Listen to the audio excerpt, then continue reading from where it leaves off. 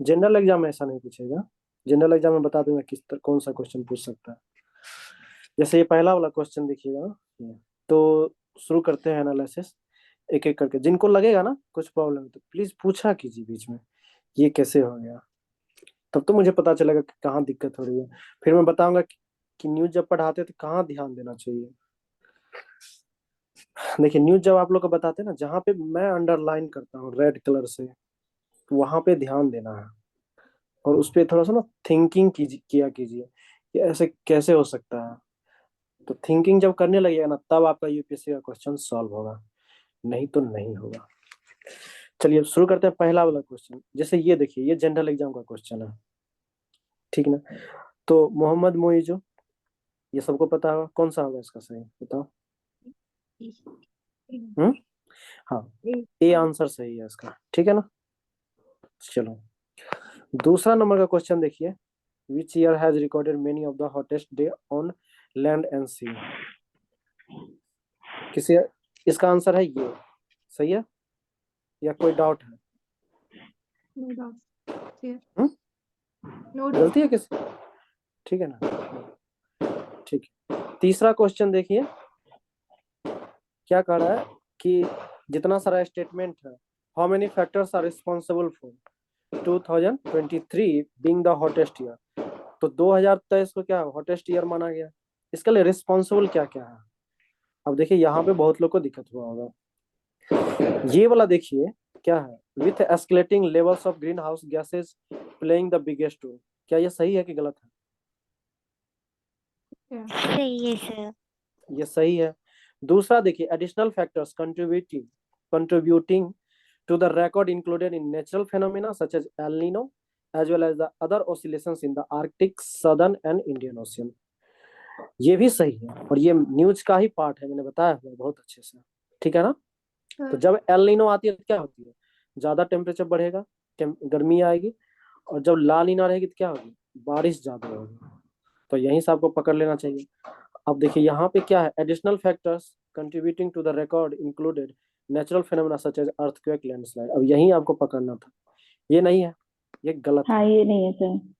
तो ए और सही बी है, टू। बी सही है, ठीक है, सी गलत है। तो अब देखिए, तो ये तो होगा नहीं। तो बात रहा ए और बी का, क्या करा, ओनली वन, क्या एक सही है बताओ, क्या सिर्फ एक सही है, नहीं। No sir. दो सही है सर, दोनों सही है। तो दोनों सही है, तो इसका आंसर क्या हो जाएगा, ये हो जाएगा ओनली टू। अब क्या है कि जैसे टिक लगाते हैं ना, आप अपना आंसर सीट एक रखे रहिए, वहां पे टिक मतलब ना लिखते जाइए, एक का आंसर ये है, ठीक है ना। चौथा क्वेश्चन देखिए कि मुन्नावर राणा कौन थे। तो इसका आंसर कौन सा होगा बताइए आप लोग। उर्दू पोइट उर्दू थे पीरियड सर। थे। हाँ, उर्दू पोएट थे, तो ये सही है। पांचवा क्वेश्चन देखिए, how many possible values can be represented by three bits. अच्छा, यहाँ पे दिक्कत हुआ आप लोग को। हाँ थे, दोनों थे। देखिए एक बिट्स, तो एक बिट्स हुआ, तो इसका हो गया थ्री इंटू द मतलब जैसे एक बिट्स होता है ना, तो टू पावर एन होता है। तो कितना बिट्स है, तो थ्री बिट्स, तो two to the power three होगा, तो ये हो जाएगा एट। नहीं समझ में आया। आ एक गया बिट्स का, सर। एक बिट्स का मतलब होता है two to the power N. अब देखिए आप कहिएगा कि ये तो आप पढ़ाई नहीं थे। क्या है ना कि जो पेपर में आया एग्जैक्ट तो यूपीएससी पूछेगा नहीं, तो इसलिए परेशान नहीं होना। जो न्यूज पढ़ा रहे हैं उसको कवर कीजिए। जब क्वेश्चन देंगे ना आपको बनाने वीकली करंट, कल से मैं होगा तो डेली ही करके दे दिया करूंगा। तो इससे आपका इशू सॉल्व हो जाएगा, समझ गए। तो ये भी चीज याद रखिएगा, और जो आपको न्यूज कराते हैं वो याद रखिएगा। तो दोनों जब अटैच होगा तब आपका सही बनने लगेगा वहां, समझ गए बात को जो मैं कहा, तब आपका एग्जाम में बनने लगेगा, ठीक है ना। चलिए आगे देखते हैं। तो इसका होगा सी। अब देखो, कहता है how many bytes are equivalent to 64 bits. तो कितना बाइट जो 64 के इक्विवेलेंट होगा। तो अब यहाँ पे क्या है, क्या ज्वाइन नहीं हो रहा,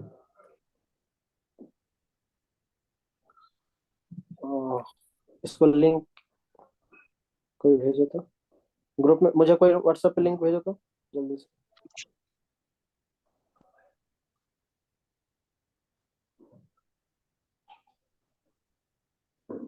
भेज रहे हो?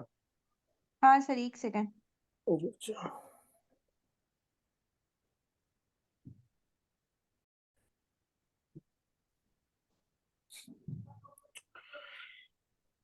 तो तो ये क्या होगा, 64 बीट्स, तो किसके इक्विवेलेंट होगा, है ना?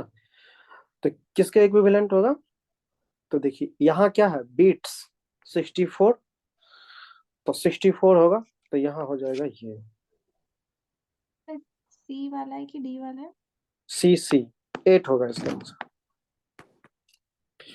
तो 2 टू द पावर n है, तो 8 64, ठीक है।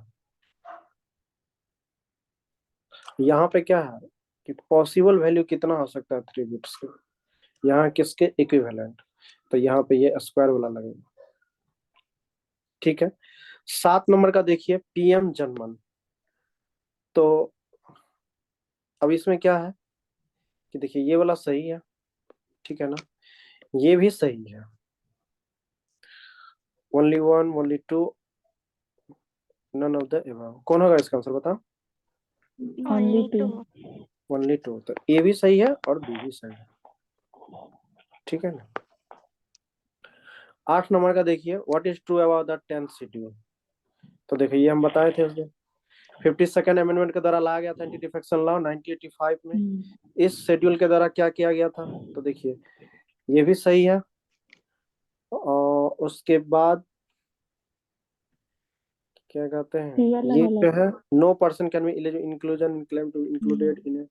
अब ये तो है ही नहीं, ये दूसरे आर्टिकल का है, 323 की 24 आर्टिकल का ये बात है। तो इसमें कौन सही है, ए सही है, बी सही, तो इसका आंसर होगा ओनली टू, ओनली ठीक है। टू। चलो, कहाँ दिक्कत हो रहा है आप लोगों को, कहने की दिक्कत हो रहा था, अभी आगे बढ़िए सर, अभी स्टार्टिंग है। ठीक है ठीक है। 9 नंबर में देखिए, which schedule of the constitution contains the provisions of the anti defection law. तो 10th पढ़िए। 10th शेड्यूल में ये तो आंख बंद करके सबका सही होगा, 9 का सी। 10th नंबर का देखिए, who decide the questions of disqualification on the ground of defection.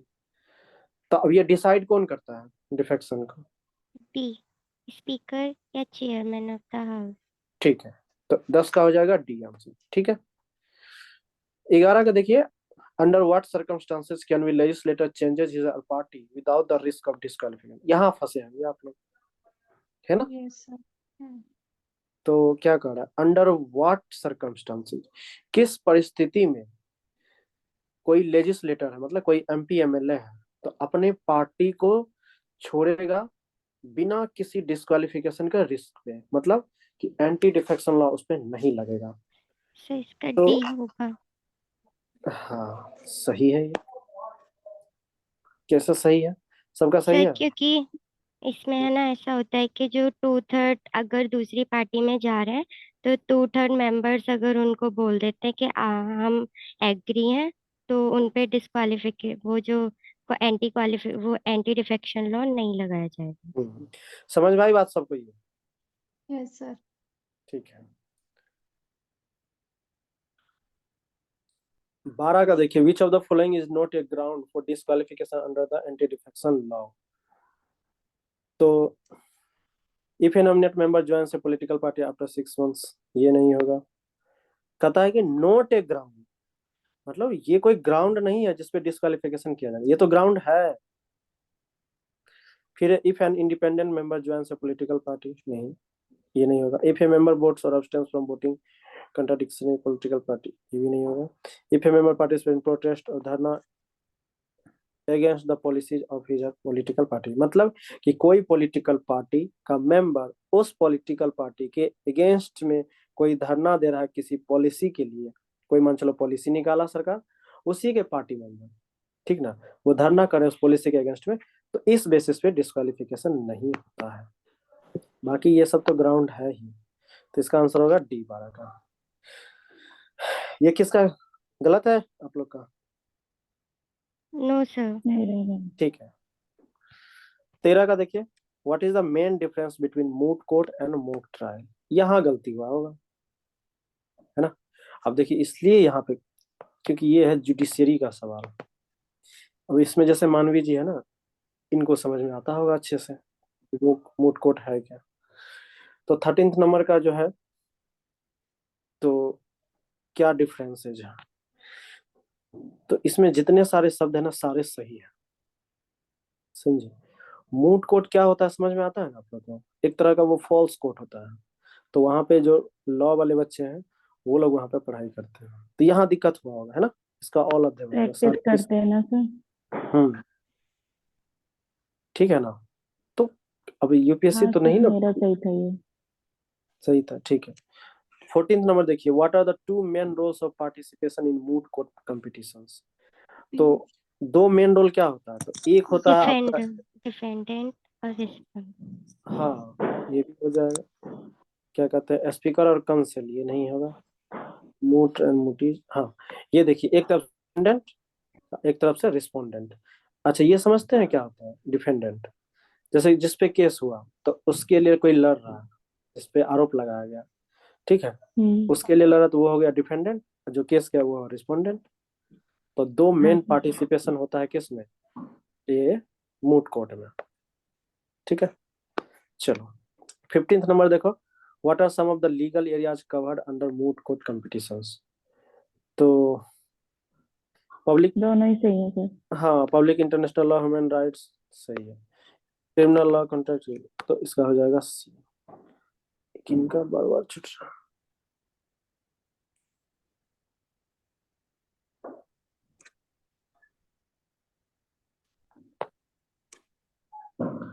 अंग्रेजी।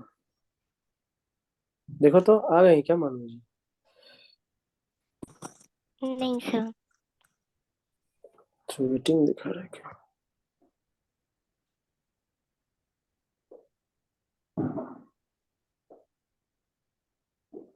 अच्छा उनके तरफ से लगता है दिक्कत। एक सेकंड।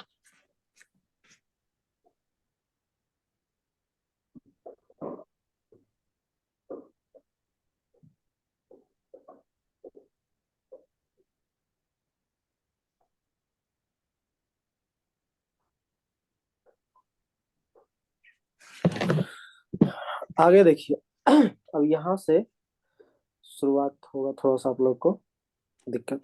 जैसे what is the symbol and atomic number of lithium. तो लिथियम जो है, लिथियम का सिंबल क्या होता है, Li, और इसका जो है एटॉमिक नंबर कितना होता है जी, 3 सर। तो एक होता है हाइड्रोजन, हीलियम, और फिर होता है लिथियम, लिथियम। फिर होता है beryllium, boron, carbon, nitrogen.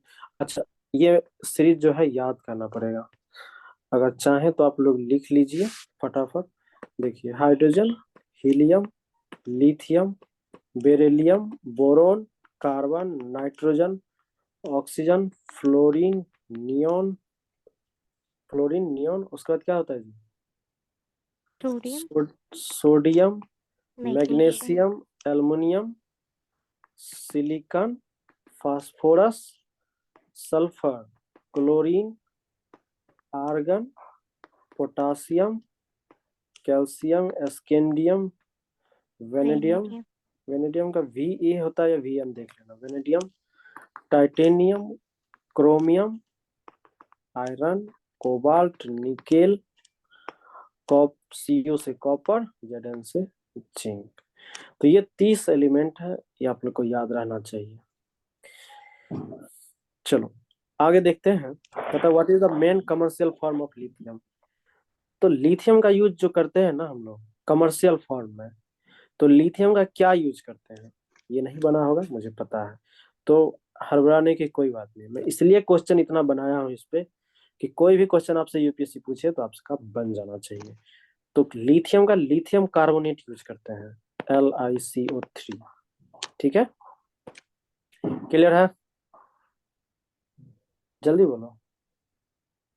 Lithium का, यस। हाँ कमर्शियल फॉर्म जो हम लोग यूज करते हैं लिथियम कार्बोनेट सिर्फ चाहिए।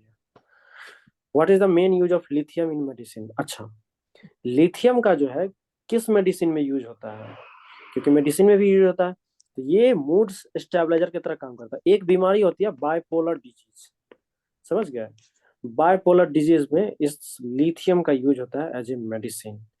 जो मूड है ना, मूड को चेंज करता है। समझ गया? 19 में देखिए, what is the melting point and boiling point of lithium. ठीक है ना, तो मेल्टिंग पॉइंट इसका कितना होता है? 180 डिग्री सेल्सियस।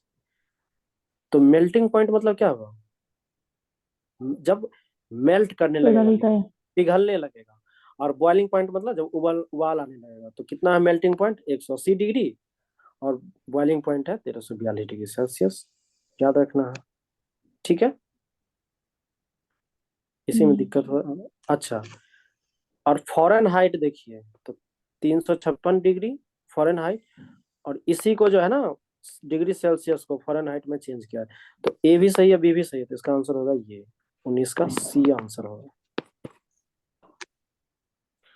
अच्छा, अब देखिए, व्हाइट गोल्ड किस एलिमेंट को बोलते हैं? बोलिए। सर White लिथियम तो को, इनमें से किसी को नहीं बोलते हैं, लिथियम को ही लिथियम बोला को जाता बोलते है। हैं।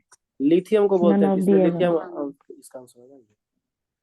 अब समझ में आया क्वेश्चन कैसे सेट किया हुआ है? अब देखो, what is the principle of electroluminescence. अच्छा, ये नहीं बताया है, ये इसमें दिक्कत हुआ होगा।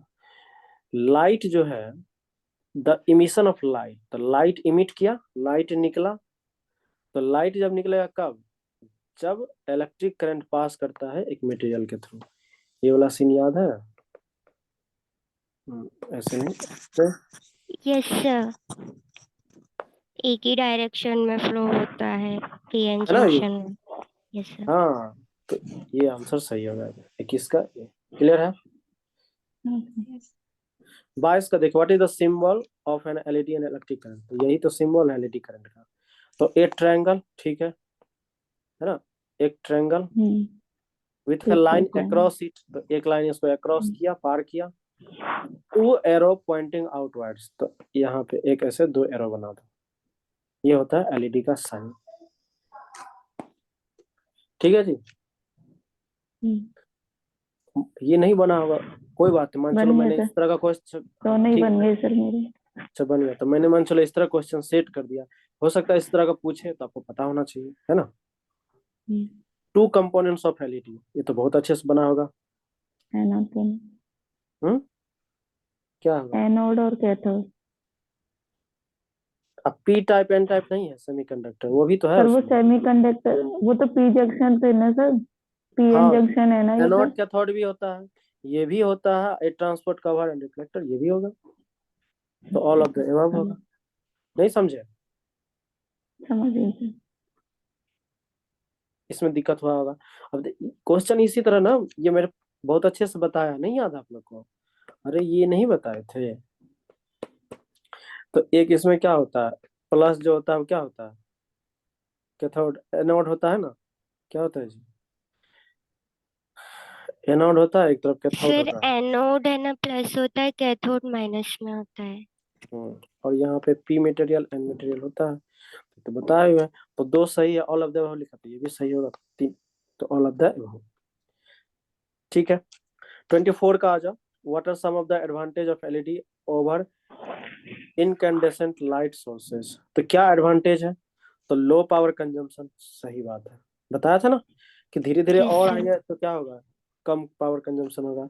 लॉन्गर लाइफ टाइम, ये भी सही है। स्मॉल साइज, देखो छोटा एलईडी होता है, लाइट कितना तेज होता है। तो ऑल ऑफ द एबव। ठीक है, अब देखो 25 number, what is the main reason for rusting of rims in India. तो किसकी वजह से रिम रस्टिंग होता है, बताओ? सर रोड, नहीं बताए थे कि जो गाड़ी का वो चक्का होता है, उसका जो रिम होता है, कितना चमक रहता है। जब बारिश पड़ती है तो वो क्या होता है, उसमें जंग लग जाती है। हमारे यहाँ जैसे लोहा का गेट है, तुम छोड़ दो बारिश में, देखो जंग लग जाएगा। उसी तरह बाइक या साइकिल के रिम क्या होते हैं, रस्टेड हो जाते हैं, क्योंकि हमारे यहाँ ह्यूमिडिटी क्या है, बहुत ज्यादा है। नहीं बताए थे जब न्यूज पढ़ा रहे थे, ये बात बताए हुए थे। किसका किसका सही है? मेरा ये सही मेरा है। सही कि हाई मॉइस्चर की वजह से या हाई ह्यूमिडिटी की वजह से होता हाँ है? एक ही चीज है मैडम जी, एक ही चीज है। देखिए जी हाँ। मॉइस्चर और ह्यूमिडिटी क्या होता है? ह्यूमिडिटी मतलब कि हाँ, एयर कितना वाटर को एब्जॉर्ब करके रखा है। जी जी। अब मॉइस्चर क्या हुआ? हम्म, वाटर वेपर जो गया वही। ठीक है। जी, हम्म, अच्छा आप हैं, मुझे लगा फिर कनेक्शन घट गया। ठीक है, जी हाँ, ये क्वेश्चन मैंने ही सेट किया है। जी। चलिए आगे देखते हैं। कहता है what kind of tools and presses are required for fitment of tubeless tyre. तो अब देखिए हमारे यहाँ ट्यूबलेस टायर क्या सक्सेस नहीं है, तो क्या रीजन है इसका? हम्म तो किस तरह का टूल्स और प्रेसेस जो है जरूरत होता है ट्यूबलेस टायर को फिट करने का? तो स्पेशल टूल एंड प्रेसेस सही है, ये भी सही है। फिर उसके बाद देखिए standard tools and presses, no tools and presses, any tools and presses. अच्छा तो इसमें क्या होगा बताइए? Sir special tools and presses चाहिए। यस ये सही है, क्योंकि बताए थे हम आप लोग को, क्या बताए थे? दो हुक रहता है, मतलब दो, एक ऐसे करके रहता है और एक और ऐसे करके यहाँ पे पॉइंटेड रहता है। तो एक को क्या करेगा, जैसे ये टायर है तो इधर से चुभोया, और फिर एक ऐसे रहता है स्टिकर की तरह, इस स्टिकर को इसके अंदर डाल के फिर दूसरा मशीन से इसको बांधे, फिर यहाँ पे कट कर देते हैं। तो स्पेशल टूल्स और प्रेसेस का जरूरत है, तो ये सही है। 27 का देखिए what is the main advantage of tubeless tyre over tube tyres in form of safety. तो देखिए मैं बताया था क्या कि ट्यूबलेस टायर के बेनिफिट्स क्या होता है, वो बर्स्ट नहीं करता है, ब्लास्ट नहीं करता है। जैसे आप लोग सुने होंगे एक मोटरसाइकिल या बाइक या फोर व्हीलर का टायर आवाज कर जाता है, क्यों आवाज करता है? क्योंकि जो टायर होता है, टायर में क्या होता है? ट्यूब होता है। लेकिन यहाँ तो ट्यूब होता ही नहीं है, पूरा का पूरा टायर ही रहता है, उसी में हवा रहता है, ट्यूब नहीं होता ट्यूबलेस में, तो ये ब्लास्ट नहीं करता है। इसका आंसर ये होगा। ठीक है, ये इसका एडवांटेज है। 28 का ये what is the main advantage of tubeless tyres over tube tyres in terms of repair. तो रिपेयर के टर्म में अगर देखेंगे तो क्या डिसएडवांटेज है ट्यूबलेस टायर का? तो बहुत सारी दिक्कत है। एक तो है कि बहुत महंगा होता है इसका पंचर जो बनाया जाता है। दूसरा क्या है, दे आर मोर कॉम्प्लिकेटेड, आसानी से नहीं बनता है। और टाइम कंज्यूमिंग भी बहुत होता है। टाइम कंज्यूमिंग किस लिए? क्योंकि हर जगह अवेलेबल नहीं है ये चीजें ट्यूबलेस टायर को पंचर मतलब रिपेयर करने के लिए, तो इसलिए ऑल ऑफ द एबव सही होगा। फिर आइए 29 में, what is the main reason for the low popularity of tubeless tyre in India. तो किस वजह से इंडिया में जो है पॉपुलैरिटी ज्यादा नहीं हो सका ट्यूबलेस टायर का? तो अवेयरनेस की कमी है, सही बात है। अवेलेबिलिटी भी कमी है, लैक ऑफ कन्वीनियंस, इसका भी, ये भी सही है, तो इसका आंसर होगा ये। ठीक है। 30 का ये, विच of the following is not a ground for invoking section 153A of the IPC. अच्छा देखो तो ये चल गए क्या मानवी जी? अब इनके यस सर। डिपार्टमेंट, अच्छा तुमको आवाज आ रही है सबसे? नहीं सर। Yes sir. अच्छा अब देखो क्या कह रहा है कि किस ग्राउंड पे सेक्शन 153A जो है आईपीसी का नहीं लगेगा। अब देखिए इसमें कंफ्यूजन हो रहा होगा ना, लग रहा होगा कि ये तो सारे होना चाहिए। हाँ सर, सारे होने चाहिए। और सर जो 153 था उसमें ये सभी थे। हो ही नहीं, हो ही नहीं सकता। मैंने क्वेश्चन बनाया तो सोच के बनाया है ना, वही ये मैं सोची सर। ये टर्म नहीं है। जेंडर नहीं था। हाँ, जेंडर नहीं था। रिलीजन, रेस, कास्ट और एक और चीज। ठीक है, तो इसी यूपीएससी क्या करता है, यही देखता है, उसकी नजर एकदम तेज है। जहां देखा कि हाँ यहाँ से क्वेश्चन उठ सकता है, उठा लेगा वो। समझ गया है ना? आसान क्वेश्चन, लेकिन बनाते समय दिमाग घूम गया होगा। अब ये चीज याद रहेगा। आगे देखिए व्हाट इज द क्या है, maximum punishment for committing an offence under section 153 of the IPC in place of worshipping और ड्यूरिंग रिलीजियस सेरेमनीज। ये मैंने बताया है, बताओ कितना साल का सजा मिलता है? मैंने बताया था up to 5 years of imprisonment. 5 5 year. हाँ 31 का बी। अरे आगे आ जाओ। Which of the following is a necessary ingredient for providing an offence under section 153A of the IPC. इनका नेटवर्क इश्यूज है शायद।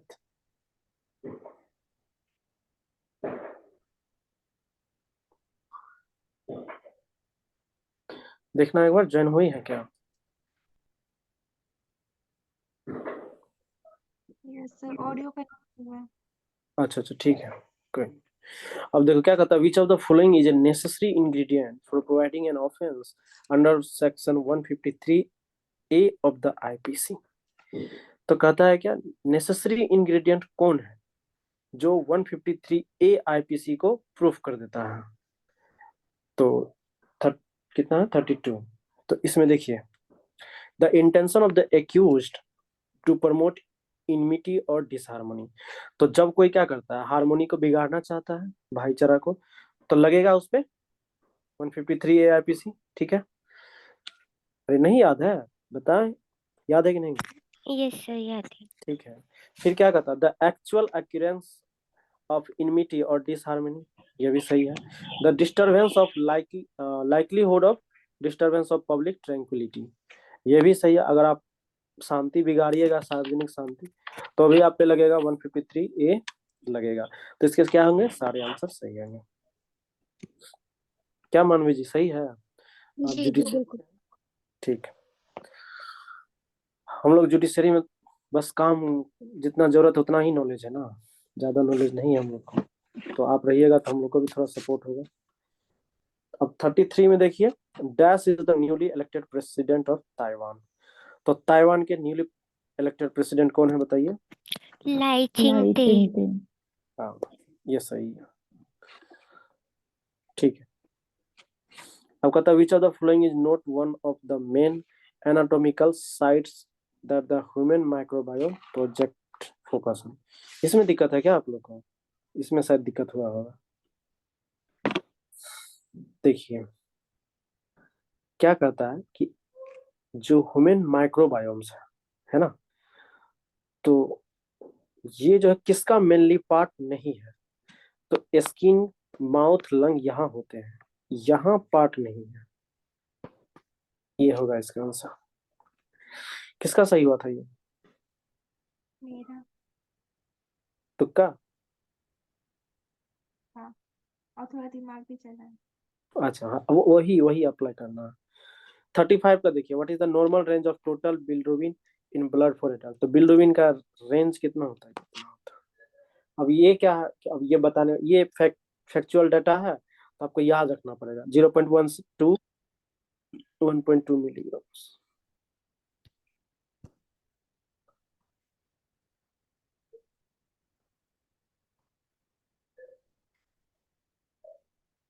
ठीक है ना। तो ये सब क्या है फैक्चुअल फैक्चुअल डेटा है तो आपको याद रखना पड़ेगा। ठीक है,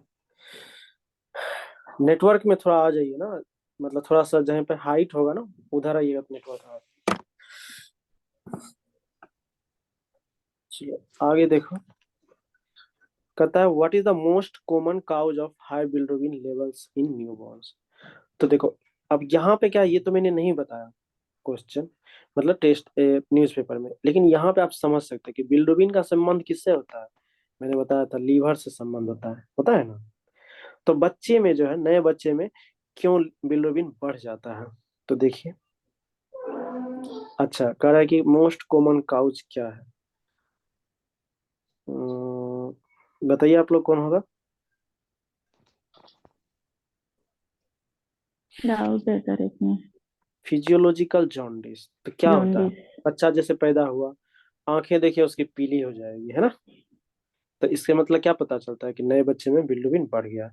अच्छा ये बढ़ क्यों जाता है, लीवर सही से मेच्योर नहीं होता बच्चा में। जैसे बच्चा पैदा हुआ अगर लीवर सही से मेच्योर नहीं था उनका तो जॉन्डिस होते हुए ही बच्चा पैदा होता है। मतलब बच्चा जब बाहर आएगा ना साइड से तब, क्योंकि अंदर तो वो ठीक है, अंदर तो फिट है, जितना जरूरत है मिल रहा है माँ के शरीर से। 37 का देखिए what is the most common symptoms of high bilirubin levels in adults. ये बताओ, ये बहुत आसान है। जॉइंटिस। जॉन्डिस। ठीक है, देखिए कुछ क्वेश्चन आपको एग्जाम में क्या आएंगे टफ रहेंगे, कुछ इजी रहेंगे, तो सबको लेके चलना पड़ेगा। What is the most common test used to measure bilirubin levels in the blood. अच्छा, अब देखो ये क्या है, ये फैक्चुअल डेटा है।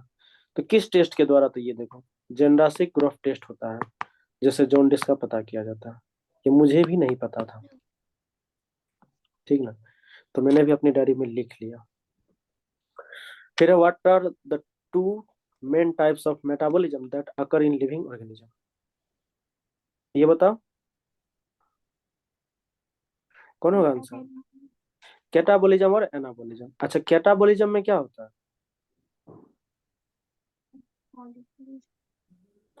देखो एक होता है कैटाबॉलिज्म और एक होता है एनाबॉलिज्म। अब बताओ। मॉलिक्यूल्स, कॉम्प्लेक्स मॉलिक्यूल्स लेगा तो वो कैटाबॉलिज्म में आता है, और वो जब ब्रेक डाउन होता है तो वो एनाबॉलिज्म में आता है। और कोई, देखो मैं बताता हूँ, सिंपल याद रखना। कैटाबॉलिज्म मतलब जैसे खाना खाया कैटाबॉलिज्म, पच गया एनाबॉलिज्म। याद रहेगा ये, पहले इतना बताइए, ये यस कंफ्यूज सर। करेगा हमेशा। देखो कैसे याद है, तो कैटाबॉलिज्म खाना खाए कैटाबॉलिज्म, इसका मतलब क्या हुआ, जब हम खाना खाते हैं तो जब बॉडी के अंदर जाता है तो क्या होता है, वो ब्रेक होता है, खाना टूटता है न्यूट्रिशन में। तो न्यूट्रिशन में टूटा है, इसका मतलब ब्रेक डाउन हुआ। तो ब्रेक डाउन मैकेनिज्म किसमें है, कैटाबॉलिज्म में।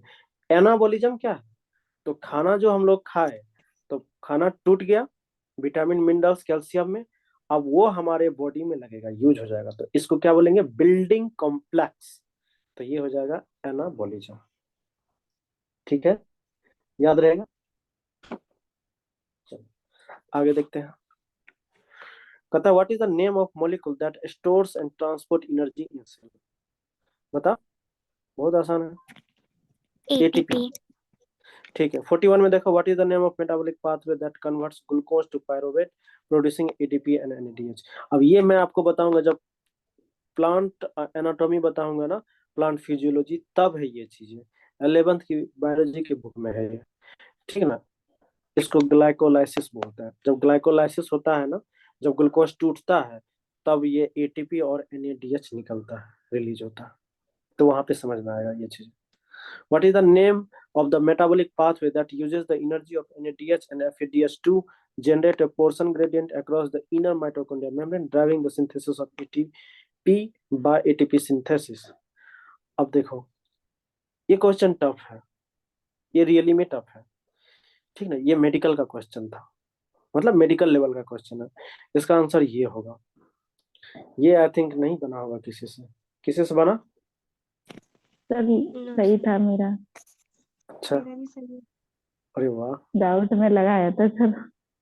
नहीं है, यहाँ बना सकते हैं। अब मैं बताऊं कैसे, क्योंकि मैंने बताया था माइटोकॉन्ड्रिया में क्या होता है, ऑक्सीडेटिव ऑक्सीजन, हाँ सर वही मेरे तो दिमाग में। यहाँ से कनेक्शन करना पड़ता है ना, तो वहां से बनाते तो बन जाता। 43 में देखिए what is the name of the symbol that shows the cardinal direction on A map. तो कार्डिनल डायरेक्शन किससे दिखाते हैं, कंपास रोज से। कार्डिनल डायरेक्शन याद आया, इधर है नॉर्थ ईस्ट साउथ ईस्ट, ये क्या है, चारों डायरेक्शन है, तो ये क्या कंपास ही दिखाता है ना, ये क्या है कंपास। जैसे घड़ी में आती है ना वो कंपास वाली घड़ी, तो वो क्या करता है, कार्डिनल डायरेक्शन दिखाता है चारों तरफ। तो इसका आंसर ये सही है। किसका सही था ये, मेरा गलत था सर। तुम्हारा माधुरी, सही नहीं था। नहीं सर, गलत हो गया सर, वो रोज का वर्ड आ रहा था ना, तो उसमें अच्छा अच्छा, कंफ्यूज था। कंपास, रोज पहली बार सुना था तो। ठीक है, कोई नहीं। समझ गया, देखिए है ना आसान क्वेश्चन ये। इस हाँ आप लोग सर। जल्दी जल्दी बनाए होंगे ना, ध्यान से बनाना है थोड़ा समय। अब कहता what is the name of the, इनका नेटवर्क थोड़ा इश्यूज है नहीं।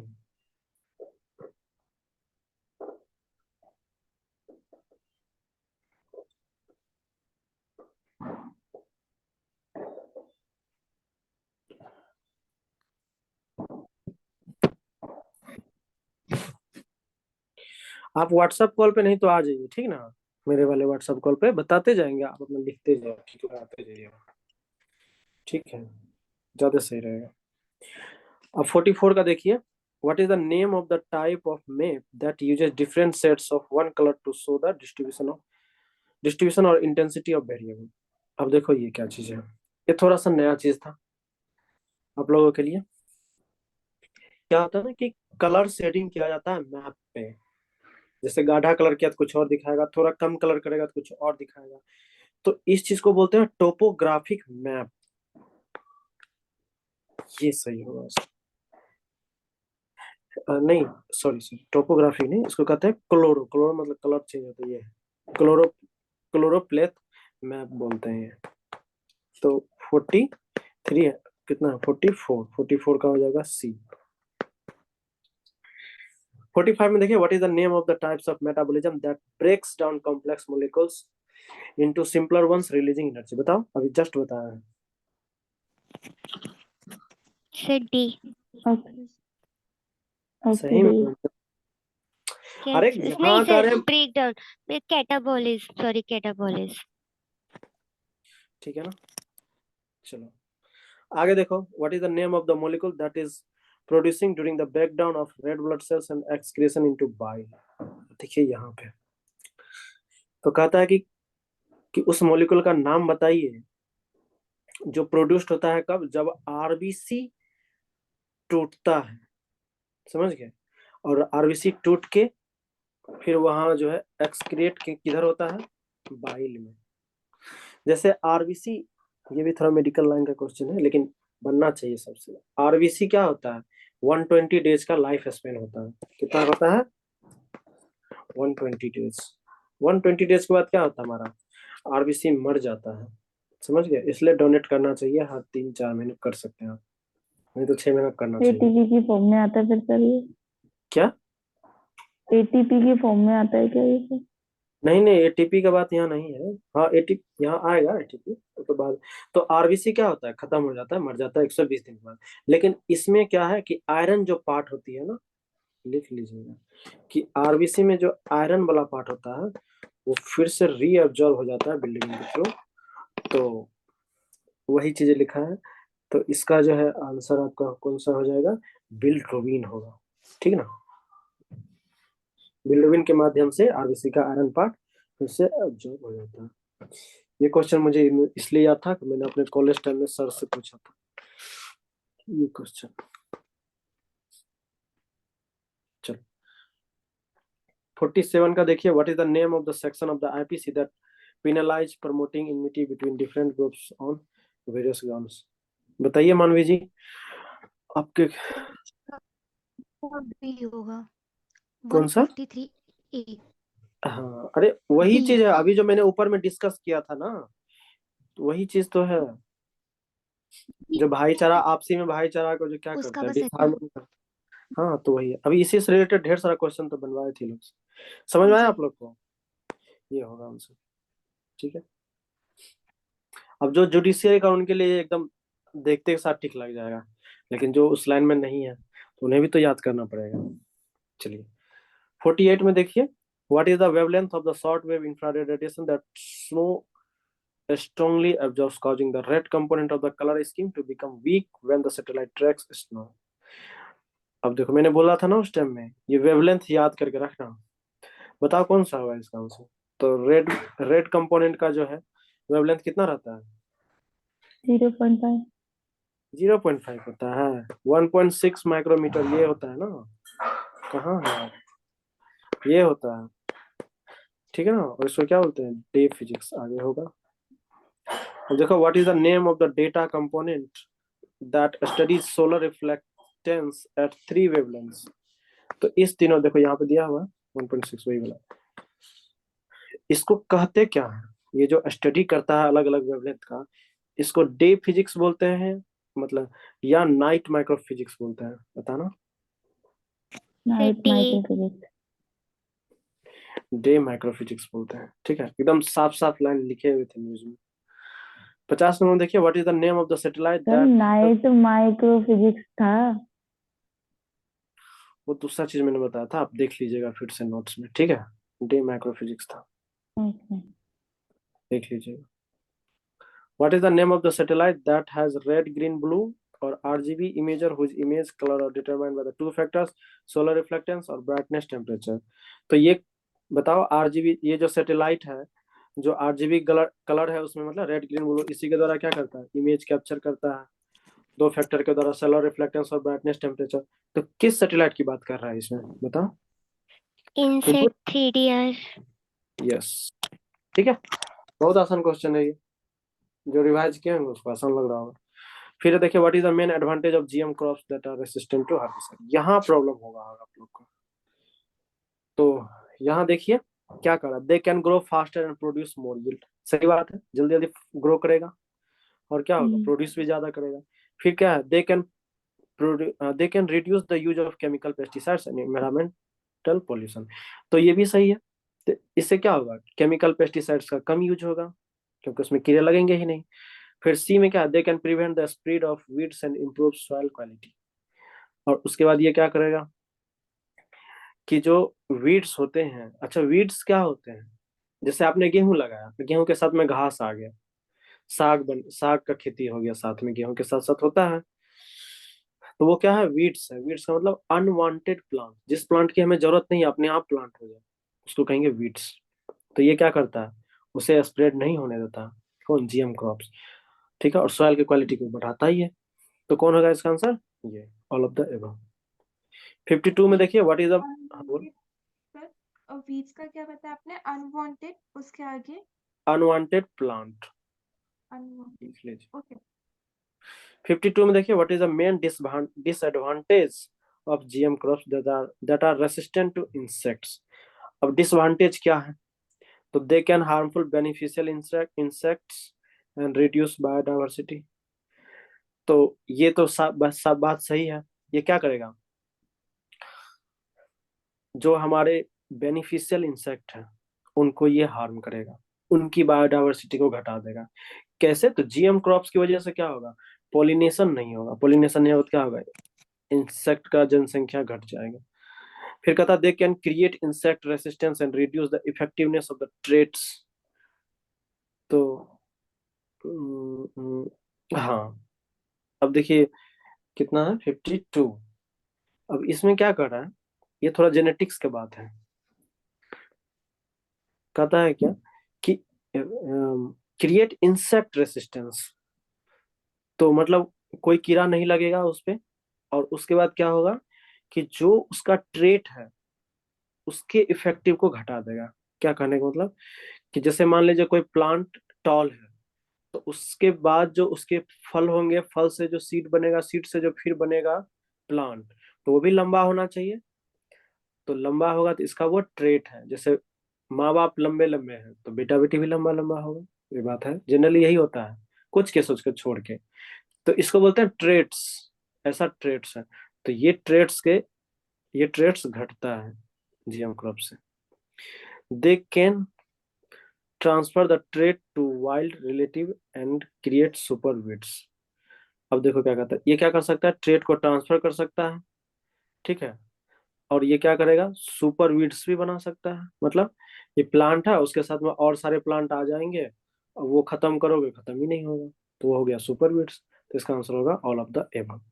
इसको मैं एक बार फिर से और अच्छे से बताऊंगा जब जेनेटिक्स पढ़ाऊंगा आप लोग को 12th की तब। 53 में देखिए what is the name of the GM crop that has been approved in India along with 9 other countries. ये बताओ कौन होगा इसका, मैंने बताया था लास्ट टाइम में। कॉटन। हाँ, GM कॉटन। कॉटन सोयाबीन में था ना सर इसमें? नहीं था जी, BT कॉटन यही होगा, GM कॉटन नहीं, इसी को बोलते कॉटन तो है मेरा, सही है सर। हैं। देखो इंडिया में जो कमर्शियली अप्रूव किया है ना GM क्रॉप्स, वो अभी तक सिर्फ कॉटन ही है। एक है DMH11, लिख लो, ये है मस्टर्ड, ठीक ना। ये GM क्रॉप्स बनके तैयार है लेकिन इसको अप्रूव नहीं मिला है कमर्शियली, ठीक है। आगे देखो what is the main cause of cervical cancer in women. यहीं पे आप लोग को दिक्कत हुआ था। तो नहीं sir. No sir. Cervical cancer जो महिलाओं में होती है किस वायरस के तरह, HPV। HPV। HPV। 55 में देखिए two main types of HPV that account for 70% of all cervical cancer cases. इसका क्या होगा, तो दो तरह के एचपीवी जो है, एक है एचपीवी 16 और एक है एचपीवी 18। ये नहीं हुआ होगा आपको, मैंने नहीं ये बताया नहीं था, बता नहीं है। कोई बात नहीं, इसी तरह याद रखा जाता है। अब बता दिए ना, तो अब पूरा हो गया। अब चाहिए तो वही नोट्स में लिख लीजिए, आपको कोई बात नहीं। ठीक है, 55 का क्या होगा? B answer. चलिए आगे देखते हैं। 56 में क्या है? What are the two main types of vaccine that can prevent infection by the most common types of HPV. तो दो मेन टाइप्स वैक्सीन, अच्छा दो तरह का जो वैक्सीन है एचपीवी को रोकने के लिए, कौन सा है? तो एक सर तो है, वो वैक्सीन क्या बोल रहे हैं? बोली सर, बोली कौन सी वैक्सीन है? हाँ, एक है क्वाड्रीवैलेंट, ये तो मुझे पता है, एक सेकेंड। हाँ ये है बाइवेलेंट, ये होगा बाइवेलेंट एंड क्वाड्रीवैलेंट, दोनों तरह के वैक्सीन है। उसके बाद क्या है 57 में? What is the recommended age range of HPV vaccine in girls and boys? देखो ये इंपॉर्टेंट क्वेश्चन है, इसलिए मैंने डाला इसको। तो 9 से लेके 13 साल के बच्चों में दिया जाता है, ठीक है। अब ये नहीं कि उसी साल, ये 9 से 13 साल में दिया गया, लेकिन उसको होल लाइफ बेनिफिट मिलेगा उसका। 58 में देखिए, what is the name of bacterium that causes TB disease? ये मैंने बहुत बार बताया, बताओ कौन सा आंसर होगा? Mycobacterium tuberculosis. ठीक है। What is the most common organ affected by TB disease? यहाँ दिक्कत हुआ होगा। देखिए जब भी टीबी डिजीज का बात आएगा ना, सबसे ज्यादा इफेक्ट करता है लंग्स पे, और भी चीजों पे करता है, अच्छा किडनी पे, ब्रेन पे, लेकिन यहाँ क्या कहा है? Most common organ. ये नहीं कह रहा है कि which organ affected by TB disease, तब तो सारे आ जाएंगे। मोस्ट कॉमन तो सबसे ज्यादा लंग्स, जिसको टीबी होता है क्या होता है? खांसते हैं। क्यों खांसते हैं? क्योंकि एल्वेलाई में दिक्कत, इतना छोड़िए, लंग्स में दिक्कत होता है इसलिए। फिर उसके बाद 60 में आइए। हाँ, what is the main difference between TB infection and TB disease? सीधी सी बात है। तो टीबी इन्फेक्शन में क्या होगा? सिम्टम नहीं दिखेगा, टीबी डिजीज में सिम्टम दिखेगा। यह है ऑप्शन कहीं। यस सर है, थर्ड। नो सी है। है वो। Yes. C, TB infection has no symptoms while TB disease has symptoms. कोई भी जो इन्फेक्शन होता है वो दिखता थोड़ी है, नहीं दिखता। चलो, what are the some of common symptoms of TB disease in the lungs? तो सिम्टम क्या है, लक्षण क्या है टीबी के? ठीक है ना, जब लंग्स, तो क्या है? कफ, चेस्ट पेन एंड ब्लड। ठीक है। 62 में देखिए, when was the last time caste census was conducted in India? तो लास्ट टाइम जो है कास्ट सेंसस कब हुआ था इंडिया में, बताओ? 1931। कितना बोले आप? 1931 डी। हाँ सही है, सही है, सही बोल रही है ये। 1931 में हुआ था इंडिया में सेंसस, अति कास्ट सेंसस। 63 में देखिए, what is the main purpose of caste census? अच्छा, कास्ट सेंसस क्यों करवाया जाता है? इसलिए कि गवर्नमेंट क्या चाहती है कि पता करे कौन कौन से कास्ट है हमारे, और किस कास्ट को जो है सरकार के द्वारा जो बेनिफिट्स है नहीं मिल पा रहा है। जैसे मान लो कि एससी है, एससी के लिए बेनिफिट्स के लिए सरकार ने पॉलिसी बनाया, तो एससी को मिल रहा है वो बेनिफिट्स नहीं मिल रहा, इसलिए कास्ट सेंसस करवाया जाता है। तो क्या होगा? To the identify the beneficiaries of state support to the map of local diversity to provide data. सारे सही होंगे इसमें, 63 का ठीक है। 63 में आइए। तो which of the following is not a ground for exclusion to into the socio economic and caste census? अब देखिए, कहता किस बेसिस पे जो है socio economic and caste census जो होता है, कौन सा ग्राउंड नहीं है जिसके द्वारा हम जो है किसी को भी socio economic and caste census से बाहर निकाल सकते हैं? हाँ बोलो। ऊपर वाले का क्या बताया? 263 है ना? All of them. Okay sir. चलो 63 में क्या है? तो इसका होगा आंसर ये 63 का डी, क्योंकि बीपीएल के नाम पे थोड़े आपको हाँ सर। हटा दिया जाएगा, वो तो इंडिकेटर ही है गरीबी रेखा। फिर देखिए, चादर ट्रैक कहाँ पे है बताओ? लद्दाख। लद्दाख। कितना किलोमीटर का है? 105। तो 5 किलोमीटर का। अब देखो, El Nino refers to, El Nino को क्या बोलते हैं बताओ? बहुत आसान क्वेश्चन वार्म है। Ocean current. Sir warm ocean. सही है। 66 का देखिए, what is the cool phase of El Nino southern oscillation call, इसको क्या बोलते हैं बताओ, जब कूल फेज रहेगा। ला नीनो। लाई नहीं। ला लेना, अभी बताया था ना ऊपर में बारिश होगी तो। चलो हाँ 67 में आ जाओ, what happens to the air pressure in the western Pacific during El Nino. तो एयर प्रेशर क्या होगा तभी, घटेगा कि बढ़ेगा जब एल नीनो होगा तो बढ़ जाता पैसिफिक, है। हाँ पैसिफिक ओशियन में बढ़ जाता है। 66 का, सॉरी 67 का बी। ठीक है, आगे देखिए 68 का, what is the effect of El Nino on global temperature and rainfall. तो वर्ल्ड पे क्या इसका इफेक्ट पड़ता है, तो देखिए it causes them to decrease, नहीं होगा, डिक्रीज, ये होगा इसका आंसर 68 का। ग्लोबल चेंजेस इन टेम्परेचर, पूरा वर्ल्ड का टेम्परेचर और रेनफॉल को बदल देता है ना जब एल नीनो आता है। ठीक है, मौसम है वर्षा, जहाँ नहीं होने का वहां वर्षा हो जाएगा, टेम्परेचर हाई रहेगा, जैसे इसलिए 2023 क्या हुआ, वार्मेस्ट ईयर है। 69 का जी, what is the Spanish translation of El Nino.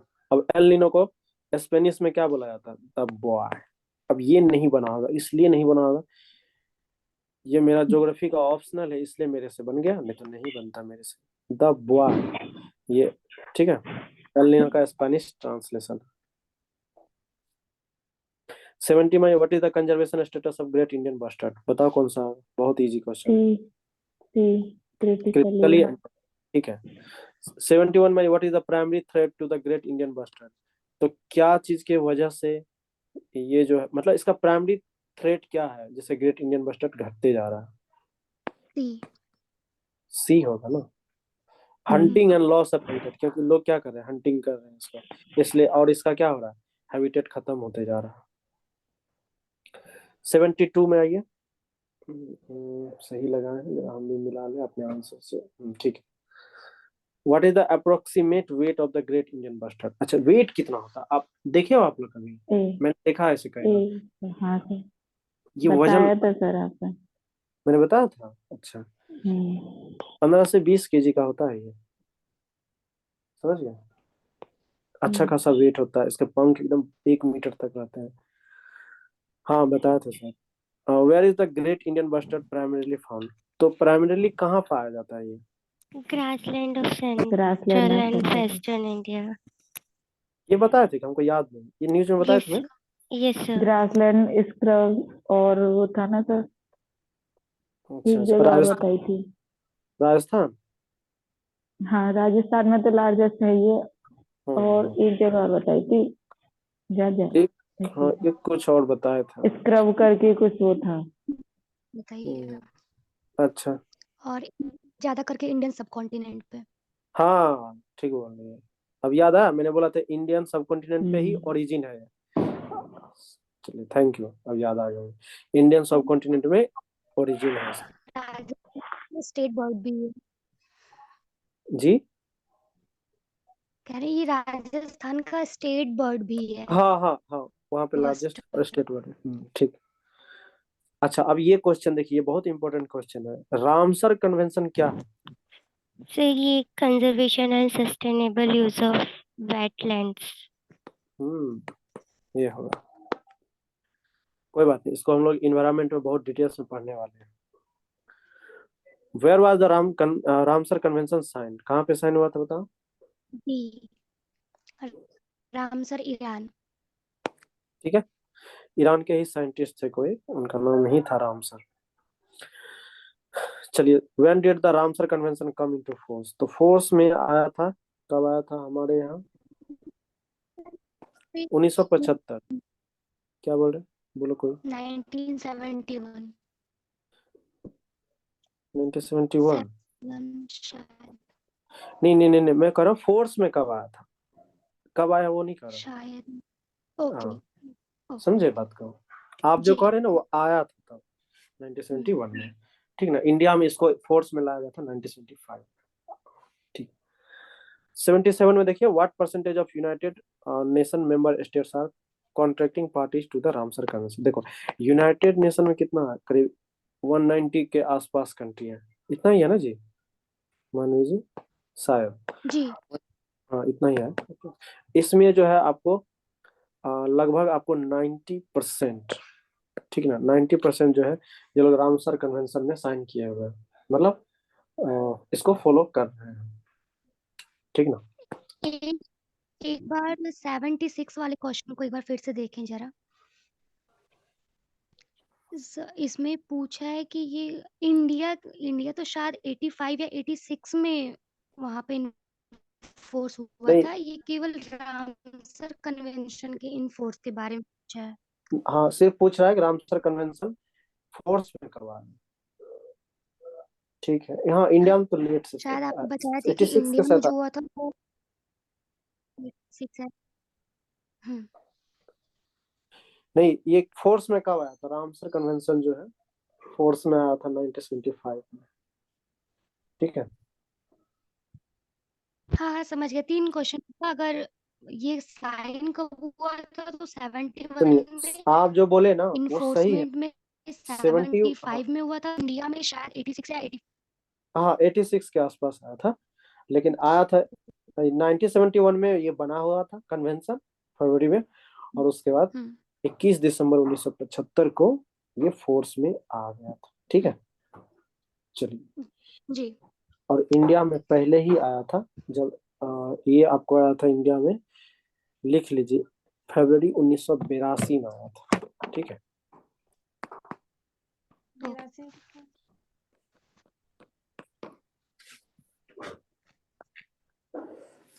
ठीक है, चलिए। अभी इसीलिए क्वेश्चन डिस्कस करना चाहिए ताकि फिर याद रहता है वो चीजें। अब देखिए, यहाँ से आप लोग को दिक्कत हुआ है ना, वेनम क्या होता है। तो जो जो स्नेक होते हैं या बिच्छू होते हैं, ये सब जो बाइट करते हैं, तो बाइट करते हैं तो जो उसके बॉडी से निकलता है वो क्या है, सिक्रेशन। हाँ सिक्रेशन, ठीक है। तो वेनम क्या है, a type of poison that is harmful when ingested और टच्ड। ये सही है कि नहीं, बताओ। सही है। Yes sir. A specialised secretion produced by, अरे टच करने नो से सर, बी वाला सही है ना। वही ना, a Sec- specialised secretion produced by certain animals typically injected into prey और यस एडवर्सरी। सर। ये सही है, ठीक है। यस कोई सर। डाउट है तो जी पूछिए किसी को। नहीं नहीं बी है। ठीक। सही है। क्या है ना कि आप लोग सोचते होंगे देखते तो साथ बन जाए, नहीं, आराम से धैर्य से एकदम निश्चिंत होकर बैठना चाहिए। 79 देखिए, which of the following is a type of venom. तो सर कितने 3 टाइप्स टाइप्स। का होता है, तो न्यूरोटॉक्सिन, हेमोटॉक्सिक, साइटोटॉक्सिक, 3 तरह के होते हैं, ऑल ऑफ द एबव। हम्म अब देखिए, न्यूरोटॉक्सिन वेनम जो है किस पे असर करता है, नर्वस सर ये सिस्टम। Nervous nervous. सिस्टम। होमोटॉक्सिन जो है किस पे, तो देखिए जैसे है ना हीमोटॉक्सिक, तो हीमोटॉक्सिक मतलब क्या कर रहा है कि हमारे हीमोग्लोबिन को, तो हीमोग्लोबिन कहाँ है जी, ब्लड में है। ब्लड क्या करता है, तो ब्लड सर्कुलेट करता है, तो सर्कुलेटरी सिस्टम पे बी। इफेक्ट करेगा। समझ गए आप लोग, यही कंफ्यूज कर गए हैं, इसलिए नहीं बना रही। साइटोटॉक्सिक तो हमारा सेल्स और टिश्यू पे इफेक्ट करता है, इसलिए ये सही है।